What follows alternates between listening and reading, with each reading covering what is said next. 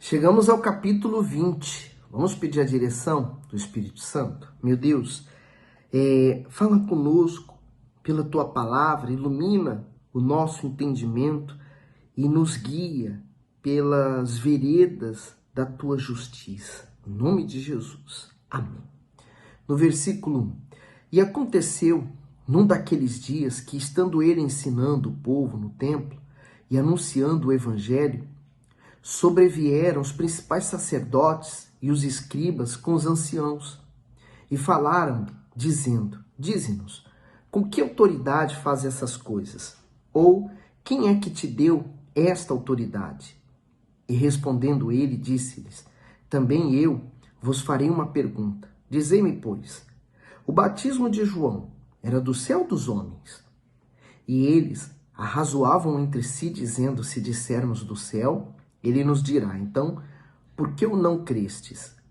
E se dissermos dos homens, todo o povo nos apedrejará, pois tem por certo que João era profeta.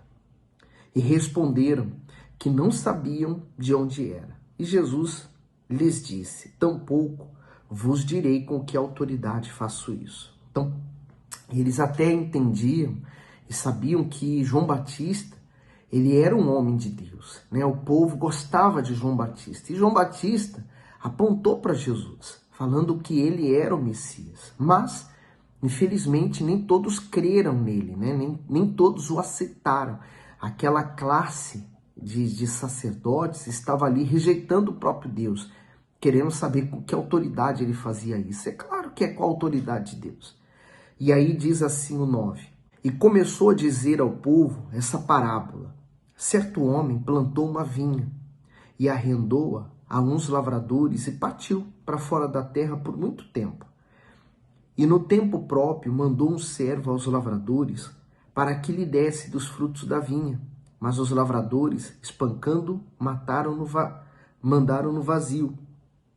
E tornando ainda a mandar outro servo, mas eles, espancando, também a este, o afrontando, mandaram no vazio.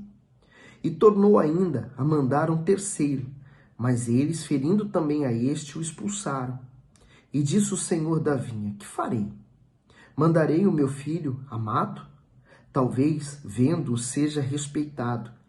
Mas vendo os lavradores, arrazoavam entre si, dizendo, este é o herdeiro, vinde, matemo-lo, para que a herança seja nossa. E lançando-o fora da vinha, o mataram, que lhes fará, pois, o senhor da vinha. Irá e destruirá esses lavradores, e dará a outros a vinha. E ouvindo eles isso, disseram, não sejam assim.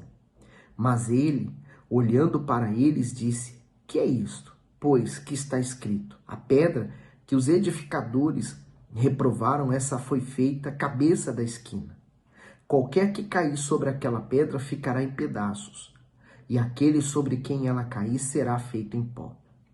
Então, o Senhor Jesus falava uma parábola, mas representando ele, né? Que seria morto, seria retirado da cidade para o lado de fora e ali seria crucificado e morto, né? Se eles não respeitaram nem o próprio filho. E aí, quando ele fala que será passada a herança para outra, aqui significa o seguinte, Deus havia escolhido a nação de Israel, ele nasceu ali, na nação de Israel, porém, os próprios da nação dele rejeitaram ele, mas a palavra de Deus, que é viva, ela chegou até nós, considerado nós como gentios para eles, aqueles a quem Deus não havia escolhido, mas agora mudou o quadro. Agora nós somos os escolhidos e eles se rejeitaram.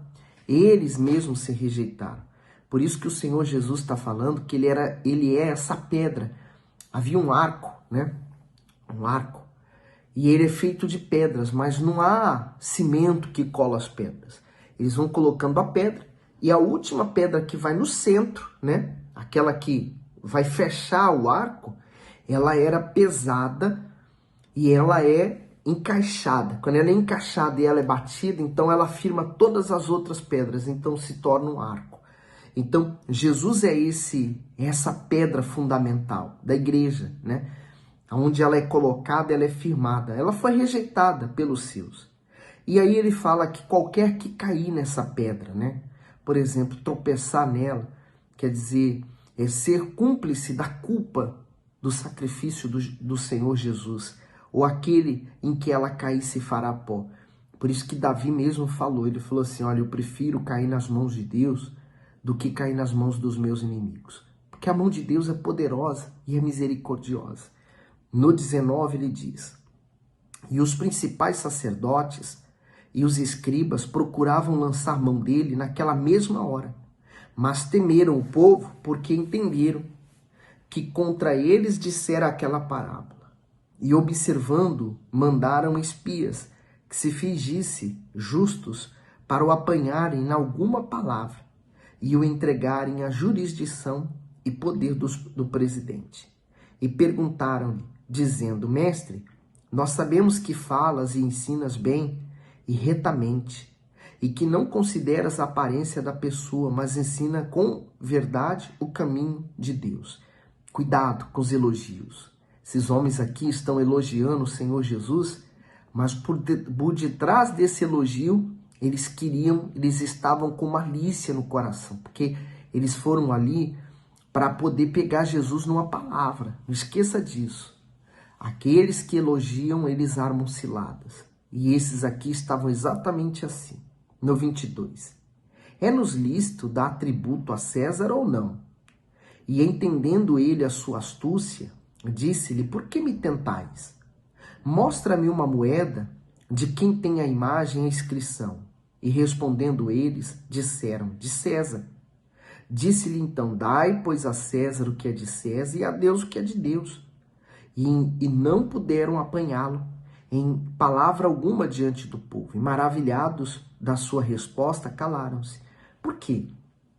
Porque se Jesus fosse contra o imposto, né? Se ele fosse, não paga nada a César, ele estaria então sendo culpado, seria então naquela mesma hora preso e levado a César e condenado à morte. Mas se ele falasse, paga a César, tem que pagar, então ele estaria mostrando que ele estava de acordo que Roma estivesse ali. Então a multidão iria condená-lo. Então eles colocaram mesmo Jesus entre a parede e a espada.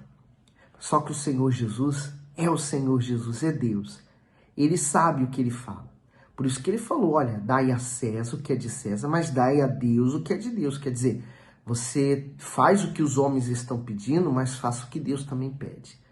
Quer dizer, eu não posso fazer para um desprezar o outro. No 27, e chegando-se alguns dos saduceus que diziam não haver ressurreição, perguntaram-lhe, dizendo, mestre, Moisés nos deixou escrito que se o irmão de algum falecer tendo mulher e não deixar filhos, o irmão dele tome a mulher e suscite posteridade a seu irmão.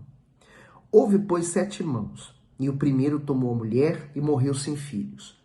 E tomou-a o segundo por mulher, e ele morreu sem filhos. E tomou o terceiro igualmente também os 7, e morreram, e não deixaram filhos. E por último, depois de todos, morreu também a mulher. Portanto, na ressurreição, de qual deles será a mulher? Pois que os 7 por mulher a tiveram. E respondendo Jesus, disse-lhes, os filhos deste mundo casam-se e dão-se em casamento. Mas os que forem ávidos por dignos de alcançar o mundo vindouro e a ressurreição dentre os mortos, nem hão de casar, nem ser dados em casamento, porque já não podem mais morrer, pois são iguais aos anjos, e são filhos de Deus, sendo filhos da ressurreição.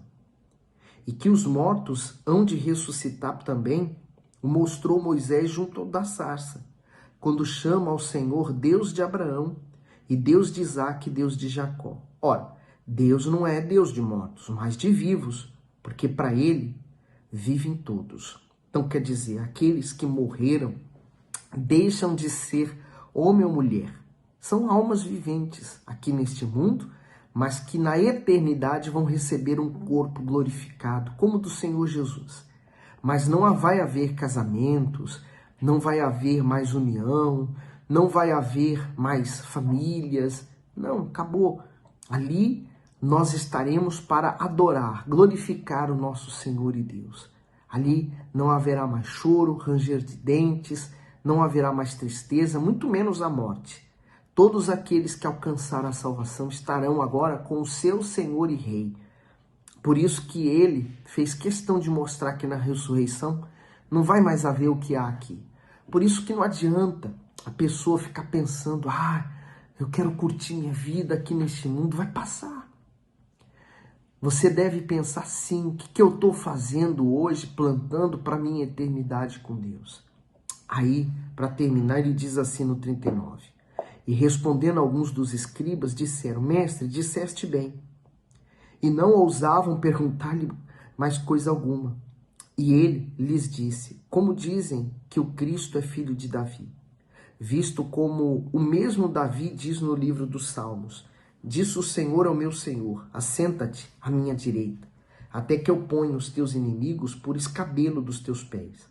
Se Davi lhe chama Senhor, como é ele seu filho? E ouvindo-o todo o povo, disse Jesus aos seus discípulos, guardai-vos dos escribas, que querem andar com vestes compridas e amam as saudações nas praças e as principais cadeiras nas sinagogas e os primeiros lugares nos banquetes, que devoram as casas das viúvas, fazendo por pretexto longas orações. Estes receberão maior condenação. Então, o Senhor Jesus não quer que você demonstre a sua religiosidade, sua fé e devoção a Deus. Ele quer que você seja para Ele. Ele quer que você seja, para as pessoas, uma testemunha dEle. Quem olhar para você, não veja um religioso, mas veja sim um homem, uma mulher de Deus. Tá bom? Reflete nessas palavras de hoje, guarda elas nas tábuas do teu coração e pratique. Porque o segredo não está em você conhecer toda a Bíblia, está em você praticar aquilo que você aprendeu, tá bom? Deus abençoe e ilumine você.